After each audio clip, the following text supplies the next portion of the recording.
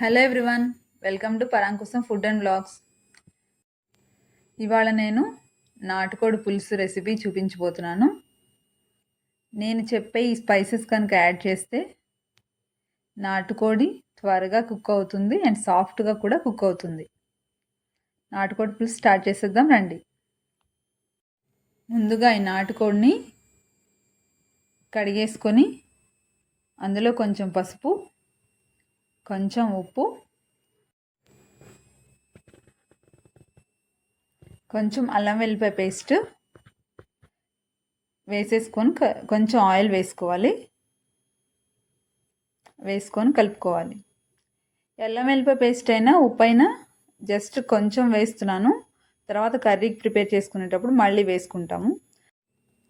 బాగా కలిపేసుకొని మూత పెట్టుకొని పక్కన పెట్టుకొని కుక్కర్ పెట్టుకొని ఆయిల్ హీట్ అయిన తర్వాత దాల్చిన చెక్క, లవంగాలు, జాపత్రి, షాజీరా, జాజికాయ పొడి చేసుకొని వేసుకోవాలి.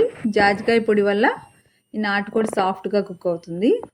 ఫ్రై అయిన తర్వాత ఉల్లిపాయలు, పచ్చిమిర్చి వేసుకొని ఫ్రై చేసుకోవాలి.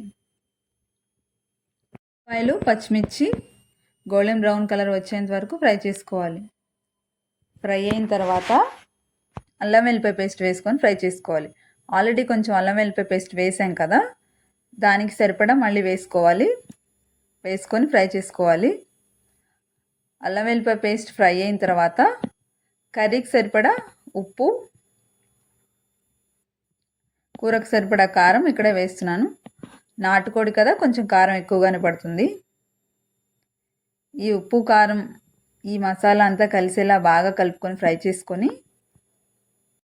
ఈ మసాలా ఫ్రై అయిన తర్వాత ఆయిల్ బయటికి రిలీజ్ అయ్యే టైంలో మనం కలిపి పెట్టుకున్న కూరని వేసుకోవాలి. కూర అంతా వేసేసుకున్న తర్వాత అడుగునున్న మసాలా, ఉల్లిపాయలు బాగా కూరకు పట్టేంత వరకు కలుపుకొని 1 or 2 minutes ఫ్రై అయిన తర్వాత కూర మునిగేంత వరకు వాటర్ పోసుకోవాలి. చూసారు కదా, వాటర్ అలా పోసేసుకొని కుక్కర్ మూత పెట్టుకోవాలి. మూత పెట్టుకున్న తర్వాత మీడియం ఫ్లేమ్లో 5 to 6 విజిల్స్ వచ్చేంత వరకు ఉంచేసి స్టవ్ ఆఫ్ చేయాలి. స్టవ్ ఆఫ్ చేసిన తర్వాత 15 minutes నుంచి 20 minutes వరకు అలా వదిలేసేయాలి. ఆ తర్వాత ఆవిరిపోతుంది. అప్పుడు కుక్కర్ మూత తీసి ఓపెన్ చేసుకొని చూస్తే ఇలా ఉంటుంది. ముక్క సాఫ్ట్గా కుక్ అయిపోయింది.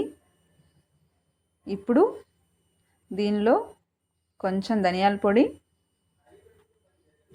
కొంచెం గరం మసాలా వేసుకోవాలి. అలా వేసుకొని ఫైనల్గా కొంచెం కొత్తిమీర వేసుకొని కలుపుకోవాలి.